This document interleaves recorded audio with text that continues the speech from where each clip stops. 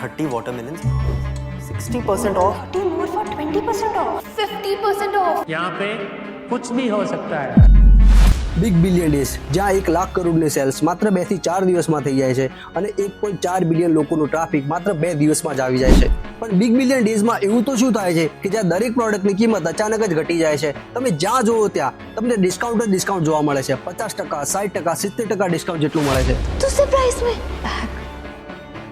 घड़ी 30 watermelons, 60% off. 30 more for 20% off. અને boss એ પણ એવા સમયમાં જ્યાં આપણને કોઈ પાણી પણ ફ્રીમાં નથી આપતું, ત્યાં બિગ બિલિયન ડેઝમાં દરેક પ્રોડક્ટ પર આપણને 50% થી 60% જેટલું લગભગ ડિસ્કાઉન્ટ મળતું હોય છે. 60, 70, 85% off.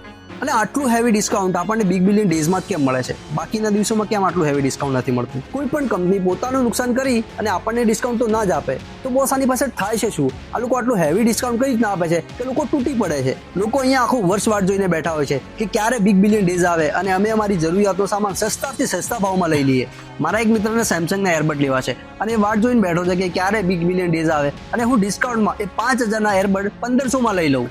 અને આની હાઈપ એટલી બનાવવામાં આવે છે કે દરેક જગ્યાએ નોટિફિકેશન આવે છે. મોટા મોટા સેલિબ્રિટી આને પ્રમોટ કરે છે અને કહે છે કે આવો ભાઈ બિગ બિલિયન ડેઝ છે, ખુશીઓ કા તહેવાર છે. અને લોકો રાતના 12 વાગ્યા સુધી જાગે છે અને વાટ જોવે છે કે ક્યારે પ્રાઇસ ઘટી જાય અને આપણે ઓર્ડર પ્લેસ કરી દઈએ. પણ હવે સવાલ એ છે કે શું ખરેખર આવું થાય છે કે પછી આના પાછળ કંપનીઝનું કોઈ મોટું મેન્યુપ્યુલેશન હોય છે?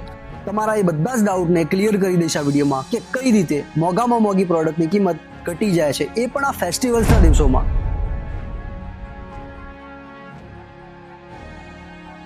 આ જે સેલ્સ આવે છે ને એમાં સૌથી મેઇન વસ્તુ છે ડિસ્કાઉન્ટ અને પ્રાઇસ ડ્રોપ. અને આમાં નુકસાન કોનું થાય છે? તો સૌથી પહેલા અહીંયા શું થાય તમને ખબર છે કે જે નાના પ્રોડક્ટ હોય છે ને એના પર કંપની પ્રાઇસ મેન્યુપ્યુલેશન કરે છે અને પછી દરેક પ્રોડક્ટની અસલી પ્રાઇસ હોય છે એને ચેન્જ કરી દે છે અને બિગ બિલિયન ડેઝમાં એના પર ડિસ્કાઉન્ટનો ટેગ લગાવી દે અને આપણને કહે કે ભાઈ બિગ બિલિયન ડેઝ છે, 50%, 60% ડિસ્કાઉન્ટ મળે છે, તમે ખરીદી કરો. આ લોકો 3-4 મહિના પહેલા નાની મોટી પ્રોડક્ટની છે ને પ્રાઇસ ધીમે ધીમે વધારતા હોય છે અને આપણને લાગે છે કે આ લોકો બિગ બિલિયન ડેઝમાં આપણને ડિસ્કાઉન્ટ આપે છે.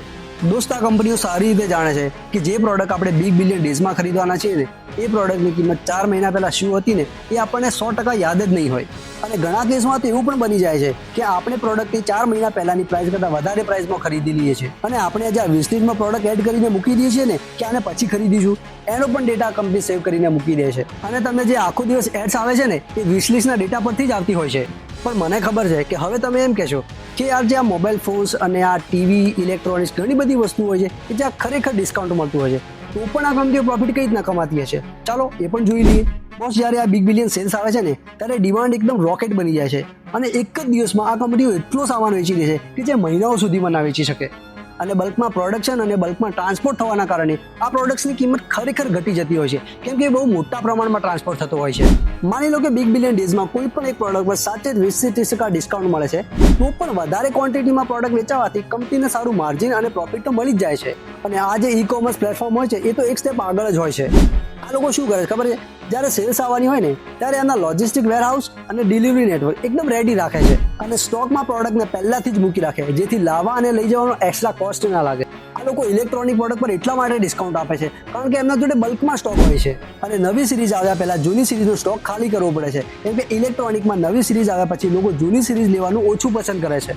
આ બધા તીગડા મને સ્ટ્રેટેજી લગાવી કંપનીઓ પોતાનું પ્રોફિટ આવી રીતે બનાવી લે અને આપણને એવું લાગે કે ખાલી પ્રોફિટ આપણું થાય છે.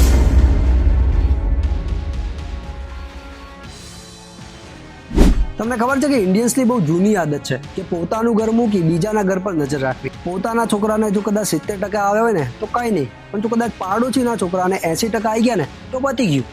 અને આપણી આ જ આદતનો ફાયદો આ ઈ કોમર્સ પ્લેટફોર્મ સારી રીતે ઉઠાવે છે. માની લો કે તમારે ઇયરબડ ખરીદવા છે તો જ્યારે તમે આ વેબસાઇટ પર જઈ ઇયરબડ સર્ચ કરશો ને તો રિઝલ્ટમાં જે વચ્ચેવાળું ઇયરબડ આવશે ને એની કિંમત 700 રૂપિયા હશે અને ઉપરવાળાની 1000 રૂપિયા હશે અને નીચેવાળાની 1200 રૂપિયા હશે. આ બધી કિંમત અંદાજિત છે ખાલી સમજવા માટે. તો નેચરલી અહીંયા શું થશે ખબર છે તમને? ઉપરવાળા પ્રોડક્ટ અને નીચેવાળા પ્રોડક્ટ કરતાં સેન્ટરવાળું જે પ્રોડક્ટ હશે ને એ વેલ્યુ ફોર મની લાગશે કેમ કે એ જ પ્રાઇસ રેન્જમાં ઓલમોસ્ટ બધા સેમ ફીચર આપતું હશે. અને વધેલી ઘટેલી કસર આ લોકો ડિસ્કાઉન્ટ ટેગ લગાવીને કાઢે છે અને ઓનલી ફ્યુ જેવા ટેગ લગાવે છે અને આપણને લાગે છે કે યાર સાચે જ હવે ડિસ્કાઉન્ટ મળે છે અને થોડાક જ બચ્યા છે અને આપણે સમજ્યા વિચાર્યા વગર ઓર્ડરને પ્લેસ કરી દઈએ છીએ. અને આમાં શું થાય છે ખબર છે તમે?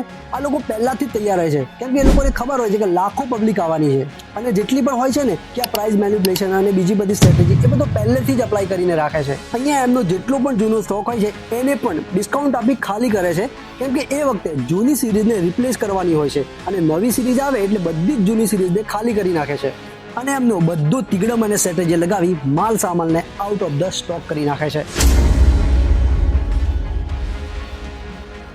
બસ બિઝનેસ હંમેશા પ્રોફિટ માટે જ થાય છે. આ ખાલી ઈ કોમર્સ પ્લેટફોર્મની વાત નથી. કોઈ પણ ડીલમાં હંમેશા આપણા ખિસ્સામાંથી જ જાય છે. ખાલી આપણને એવું લાગે છે કે આપણો ફાયદો થાય છે. જો વિડીયો નોલેજેબલ લાગ્યો હોય તો વિડીયોને લાઇક કરી ચેનલને સબસ્ક્રાઇબ કરી લેજો. હું તમને મળીશ આવા જ નવા વિડીયોમાં. ત્યાં સુધી નમસ્કાર.